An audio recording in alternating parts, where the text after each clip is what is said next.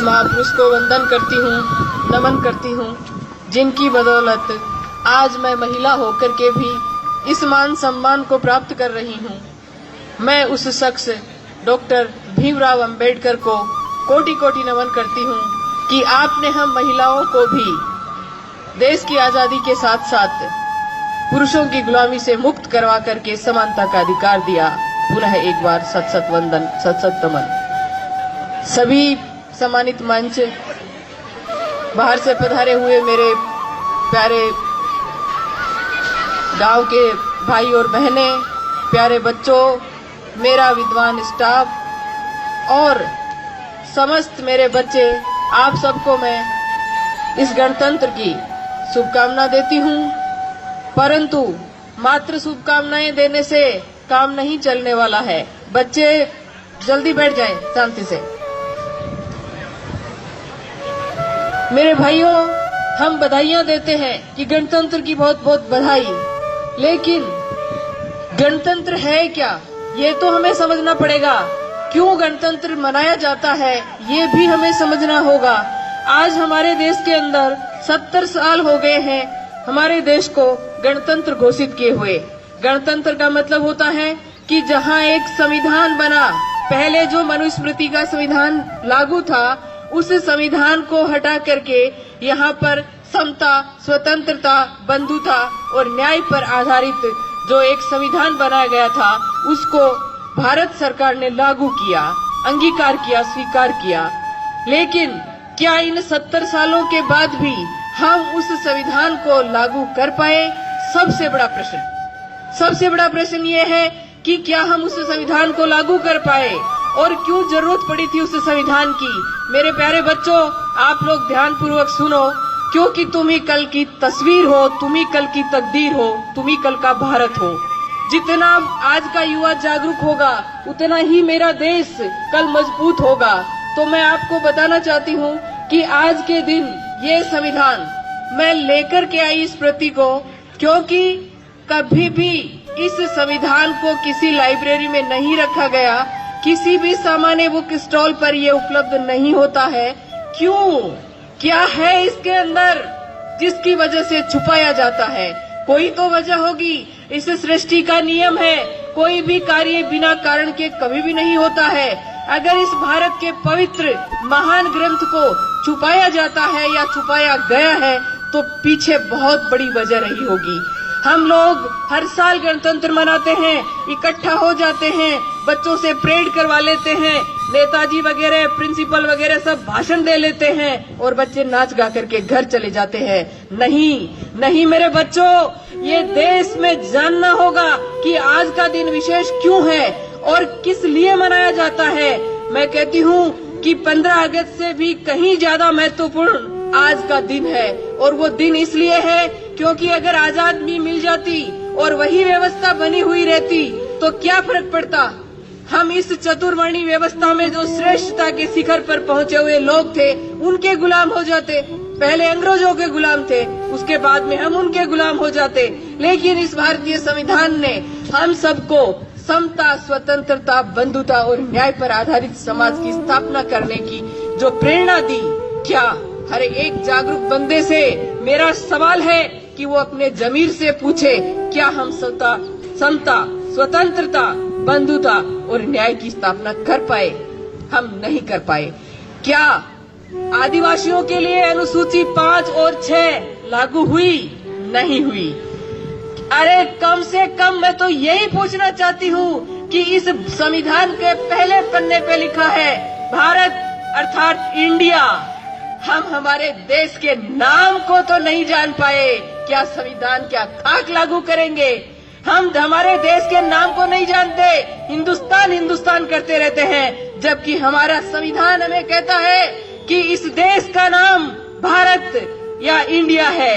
हम किस संविधान की, किस गणतंत्र की बात करते हैं? ये झूठे खोखले वादे हैं, और ये खोखले वादे इसलिए हैं क्योंकि भारत की जनता पप्पू है।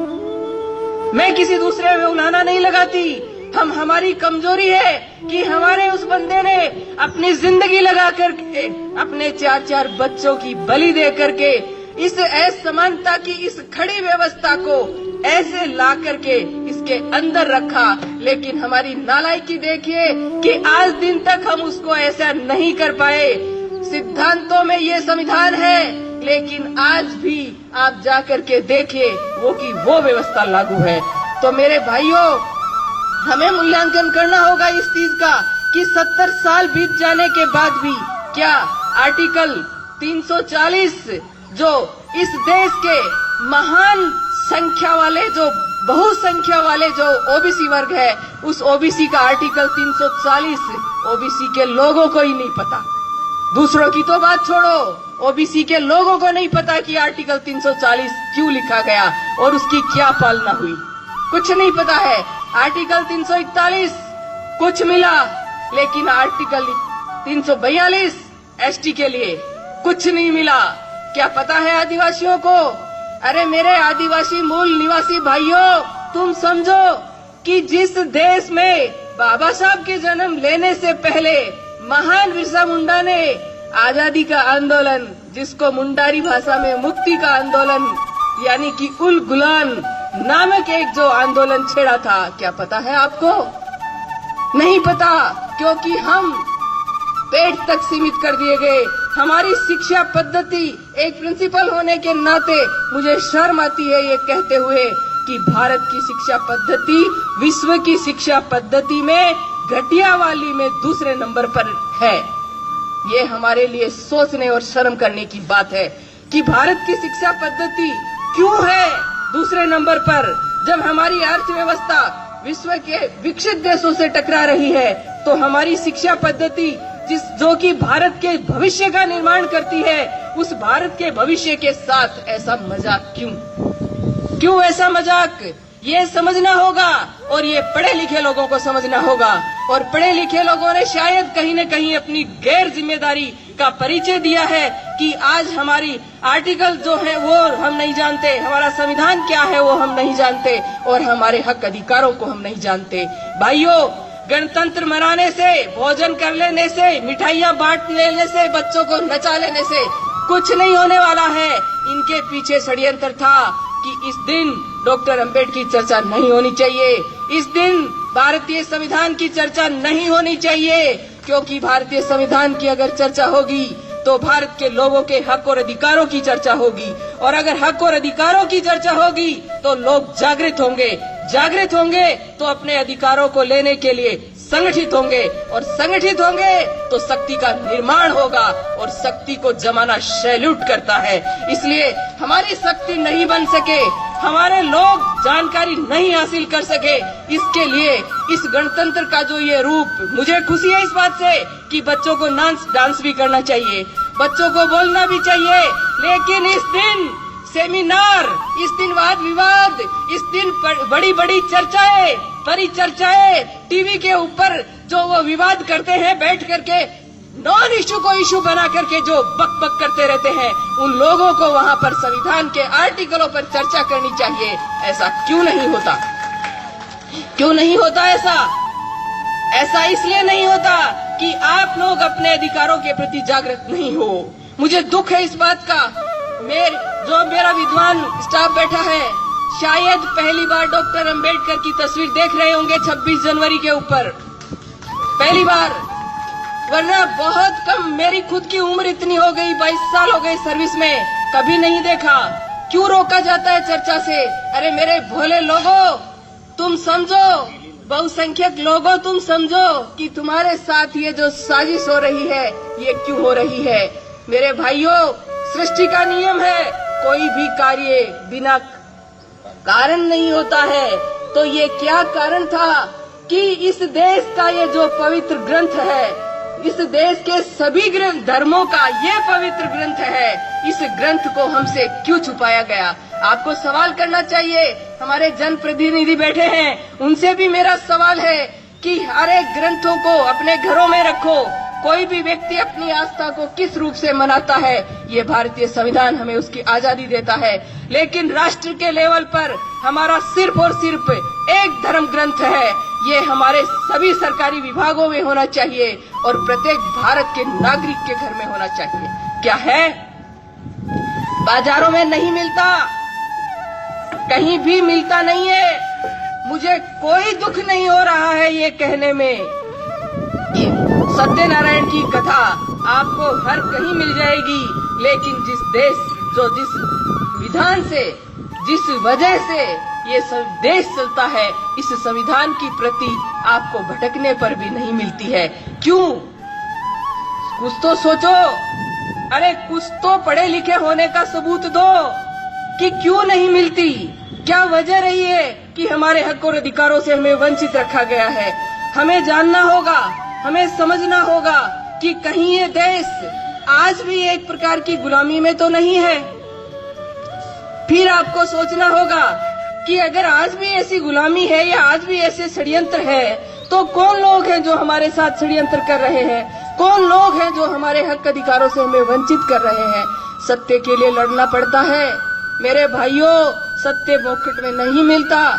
इतिहास उठा करके देखिए कि ये जो हक अधिकार हमें मिले हैं, इन हक अधिकारों के लिए भगत सिंह, राजगुरु और उधम सिंह जैसे शहीदों ने अपना बलिदान दिया है। और मैं नमन करती हूँ उन महापुरुषों को, उन शहीदों को कि जिनका नाम भी नहीं है, क्योंकि वो नींव की ईंट है। वो इस देश की आजादी की जो नींव खोदी गई थी उसमें दफन है, लेकिन हम उनको सैल्यूट करते हैं क्योंकि उनके अंदर एक भावना थी अपने देश के प्रति। उस भावना को उन लोगों ने अपने नाम के लिए नहीं। आज हमारे देश का सबसे बड़ा दुर्भाग्य है कि कोई भी व्यक्ति, नहीं शर्म आ रही है ये कहते हुए कि भारतीय है ही नहीं।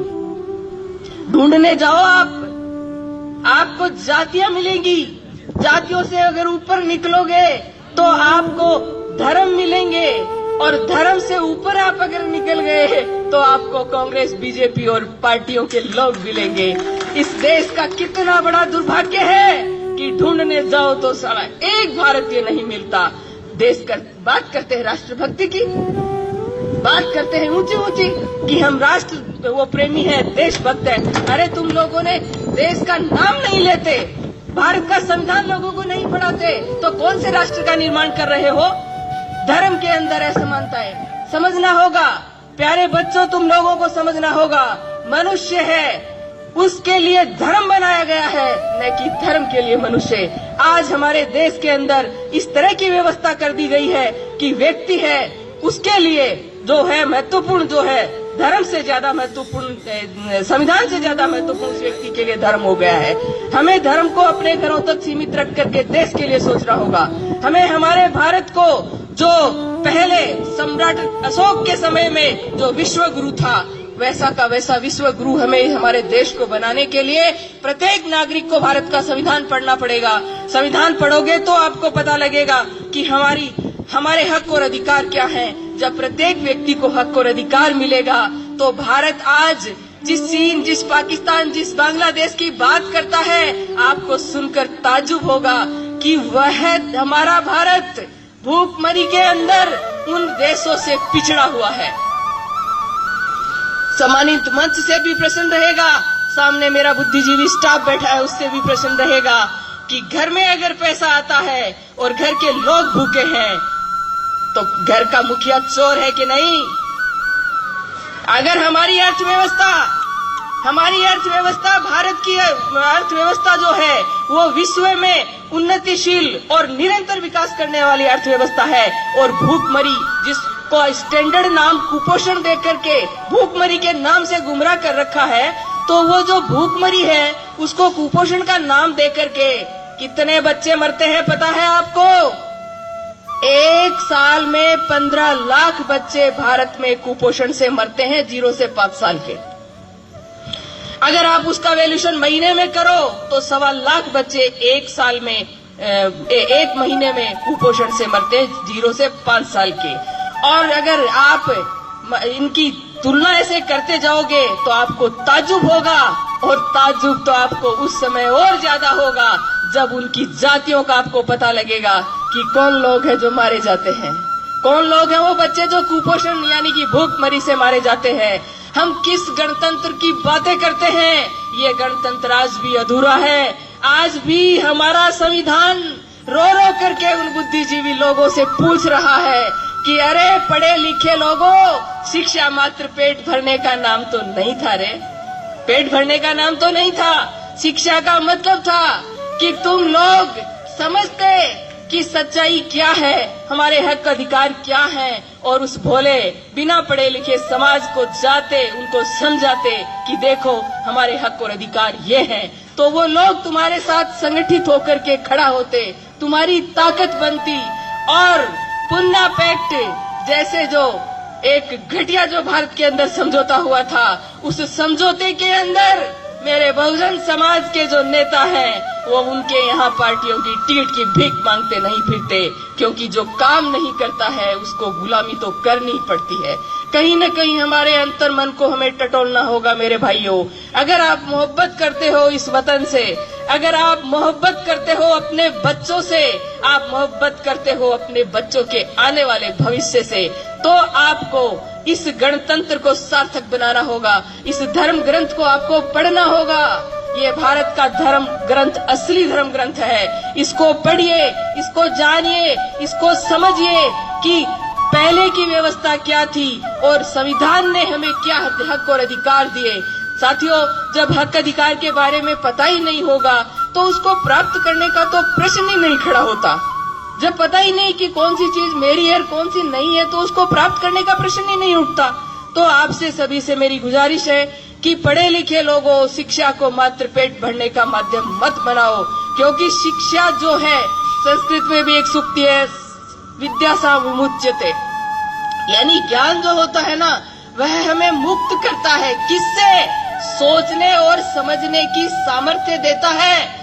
पढ़ा लिखा भी उसी पाखंड के रास्ते पे जाता है और एक अनपढ़ भी उसी रास्ते पे जाता है। मैं कहती हूँ उस पढ़े लिखे से कहीं ज्यादा श्रेष्ठ वो अनपढ़ है कि उसको पता नहीं इसलिए वो उस रास्ते पे जा रहा है, लेकिन पढ़ा लिखा तो उन किताबों को शर्मिंदा करके भी उसी रास्ते पे जा रहा है। तो समझने वाली बात है कि शिक्षा आपको सोचने की, समझने की सामर्थ्य देता है, गलत और सही में फर्क करता है।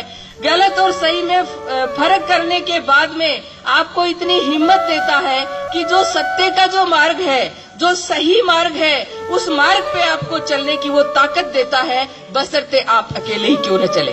ये नहीं है कि जहाँ भीड़ जाती है उधर ही आपको जाना है, क्योंकि ये जरूरी नहीं कि जिधर भीड़ जा रही है वो मार्ग सत्य है। सत्य का मार्ग तो खुद मर करके, खुद बीट करके खोजना पड़ता है, और हम हो लेते हैं किसी के पीछे और कहते हैं यही सत्य का मार्ग है। साथियों, बहुत ज्यादा समय मैं आपका नहीं लूंगी। मेरे दर्द की, मेरी जो पीड़ा है इस बहुजन समाज की, उस पीड़ा को मैंने व्यक्त किया है कि हे मेरे बहुजन समाज के लोगों, तुम लोग समझो कि तुम्हारे हक और अधिकार आज भी नहीं है।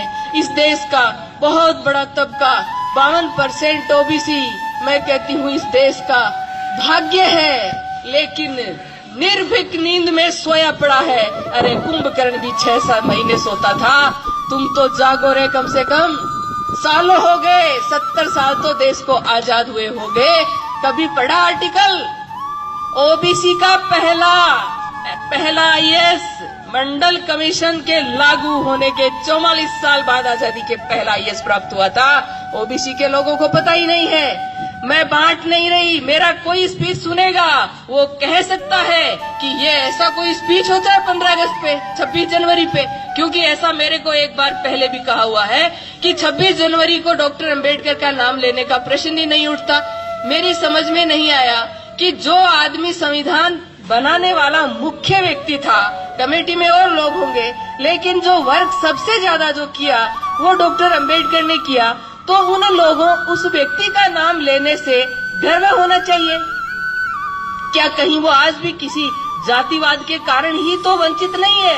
वरना जिसको अमेरिका जैसी कोलंबिया जो यूनिवर्सिटी है, उस यूनिवर्सिटी ने उसको सिंबल ऑफ नॉलेज, और बराक ओबामा ने कहा कि ये तो भारत का दुर्भाग्य है, ये डॉक्टर अंबेडकर का दुर्भाग्य है कि वो भारत में पैदा हुए। अगर वो अमेरिका में पैदा होते तो हम उसको सूर्य कहते हैं, उसको हम सूर्य कहते। तो उस सूर्य को जो दबाया जाता है या दबाया गया है, उसकी कोई तो वजह होगी, क्योंकि उन्होंने आप सबको अपने बच्चे माना। 4 बच्चों की बलि दी है। हिंदू कोड बिल, मैडम से रिक्वेस्ट करूंगी जरूर कि हिंदू कोड बिल पढ़े, जिसके लिए और 52% ओबीसी के लिए उन्होंने कानून मंत्री के पद से इस्तीफा दिया। आज हमारे समाज के लोग मंत्री पद के लिए समाज को बत्ती लगा देते हैं, और वो बंदा ऐसा था कि जिसने उन लोगों के अधिकारों के लिए अपने पद को लात मार दी कि जब मैंने इतनी मेहनत करके हिंदू कोड बिल बनाया और कालेलकर समिति को लागू कराने के लिए ओबीसी के लिए लड़ाई लड़ी, और अगर तुम इन दोनों को नहीं मान रहे तो कोई बात नहीं, ये संभालो तुम्हारा पद। क्या हमारे नेताओं से भी मेरा सवाल है कि क्या है तुम्हारे अंदर इतना दम कि तुम समाज के लिए ऐसा कर सकते हो? मेरे समाज के नेताओं, मेरा निवेदन है आपसे, मत भूलो, क्योंकि इसी समाज के अंदर तुम्हारी भी संतान है। अगर समाज होगा तो तुम्हारी संतानें महफूज है। अगर व्यक्तिगत उन्नति आपने कितनी भी कर ली, समाज के बिना शून्य हो जाएगी। आज शून्य हो रही है। इसलिए मेरे देश के सभी लोगों, जो भी मेरी आवाज अब या बाद में सुनेगा, उन सभी से मेरा अनुरोध है कि आप अपने हक और अधिकारों के प्रति जागरूक बनो, संगठित बनो। हम किसी के अधिकार छीनने वाले लोग नहीं हैं। हम तो डॉक्टर अंबेडकर के अनुयायी हैं, जिन्होंने मनुस्मृति लिखने वाले असमानता की जो व्यवस्था थी, उनकी संतानों को भी बराबर हक दिया। उसने कोई घालमेल नहीं किया। उन्होंने सारी महिलाएं, जो हिंदू धर्म ग्रंथों में भी अछूत मानी जाती थी, रामायण जैसा ग्रंथ जिनको महिलाएं ढोती हैं, उसका वर्ण है ढोल गवार शूद्र पशु नारी, ये सब ताड़न के अधिकारी। उससे डॉक्टर अंबेडकर ने मुक्ति दिलाई थी कि नारी भी समानता की अधिकारी है। लेकिन अफसोस मुझे कि एक भी भारतीय नारी ने उसको थैंक्स नहीं बोला, बिल्कुल नहीं बोला। एक बार संविधान दिवस का दिन था तो बोले कि पिछली बार की बात है तो कि पुष्प अर्पित कर दो, तो मुझे बहुत दुख हुआ कि सिर्फ मैं एक महिला थी, पुष्प अर्पित किए, बाकी ने कहा ठीक है आपने कर दिए। मैंने कहा मैटरनिटी लीव लेने वाली, नौकरियां लेने वाली, सारे हक अधिकार लेने वाली, मनुस्मृति ने कहा कूटे छेते मारे कुछ भी करे, लेकिन तेरा पतिदेव, ऐसे पतिदेव से मुक्ति पाने वाली महिलाएं कहती हैं कि डॉक्टर अंबेडकर ने हमें क्या दिया। अरे तुम पढ़ो तो जानो ना कि उन्होंने तुम्हें क्या दिया। उन्होंने जीने का अधिकार दिया। औरत के पास संपत्ति रखने का अधिकार नहीं था। डॉक्टर अंबेडकर ने स्त्री को अधिकार दिए कि तेरे पति की संपत्ति में भी तेरा अधिकार होगा और पति की संपत्ति, पिता की संपत्ति में भी अधिकार होगा। और क्या लोगे आप? जिस महिला को आज भी आप इसका प्रमाण दे सकते हो, क्योंकि मैं जिस संगठन का कर्मचारी हूँ, उस संगठन के अंदर बिना सबूत, बिना तथ्य कोई बात नहीं होती। आज भी मेरे हाथ में संविधान है, मेरे को कोई चैलेंज नहीं कर सकता। और आर्टिकल आप सबको भी कोई नहीं कर सकता। आर्टिकल 19 आपको अभिव्यक्ति की आजादी देता है। आप नौकर हो सरकार के, आप मानसिक गुलाम नहीं हो। आप पढ़े लिखे लोगों, समझ लो इस बात को कि तुम अपनी अभिव्यक्ति अपने समाज में जाकर के संगठित करने की, जानकारी देने की, ये सारे अधिकार रखते हो। आप गुलाम नहीं हो। नौकर लोग डरते हैं, सरकारी कर्मचारी डरते हैं कि हम ऐसे कैसे बोल सकते हैं। मैं बोल रही हूँ आपके सामने संविधान की प्रति को सबूत के तौर पे रख करके। कोई बताए मुझे कि एक वर्ड मैंने गलत बोला है क्या? किस बात का डर है तुम्हें? ये महान ग्रंथ जब तुम्हारी रक्षा में खड़ा है तो किस बात का डर है तुम्हें? समझो, जिस समाज को हर जगह जाति प्रमाण पत्र दिखा के, और जैसे ही नौकरी लगी जाति समाज पीछे और खुद आगे हो जाते हो। अरे उस समाज का हक खाने वालों, अपने समाज के प्रति थोड़ा तो हक अधिकार अदा करो। क्यों कर्ज लिए जा रहे हो उन सबका? मैं बहुत कुछ बोल गई हूँ, मेरी बातों से बहुत जगह भूचाल भी आ सकता है, लेकिन हम भूचालों से डरने वाले नहीं हैं। हम बिरसा मुंडा को मानने वाले लोग हैं, हम उल गुलान के लोग हैं, हम भारत के वो लोग हैं जो इस मिट्टी में सड़क वो बनाते हैं, स्कूलें वो बनाते हैं, खेती वो करते हैं। अरे कौन सा ऐसा निर्माण का काम है जो हम नहीं करते हैं? मुझे भारत का मूल निवासी होने का बहुत गर्व है। आप भी कीजिए और मेरी बातों पर अमल कीजिए कि क्या कहा है मैंने, क्यों कहा है मैंने। ये नहीं है कि आपको ये बातें बोलने की मुझे कीमत नहीं चुकानी पड़ती है, बहुत कीमत चुकाई है मैंने। और उधर के कोने से इधर के कोने पर भी उस कीमत के अधीन ही हूँ। लेकिन धन्यवाद उनको कि आज इस कनबई की जगह पे मैं अगर बोल रही हूँ तो ये मेरे उन भाइयों का ही श्रेय है जिन्होंने मुझे यहाँ पहुँचाया।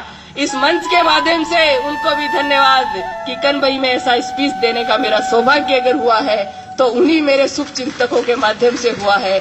मैं पूरी उम्मीद करती हूँ कि एक माया अगर बोलेगी तो सताई जाएगी, लेकिन ये सारी माया अगर हो जाएंगी तो किस किस को सताएंगे, किस किस को सताएंगे। इसलिए घर घर में हमें अंबेडकर, घर घर में हमें कालीबाई, घर घर में हमें बिरसा मुंडा, घर घर में हमें कर्पूरी चंद ठाकुर, घर घर में हमें ईवी रामास्वामी पेरियार, घर घर में हमें ज्योतिबा फूले और सर छोटू राम और भगत सिंह जैसे लोग पैदा करने होंगे। तब हमारा देश वास्तव में गणतंत्र साबित होगा और वास्तव में देश आजादी की जो बात है उसको, आजादी को वास्तव में प्राप्त कर सकेगा। आप लोगों ने मेरे को ध्यानपूर्वक सुना, इसके लिए आप सभी का आभार, धन्यवाद।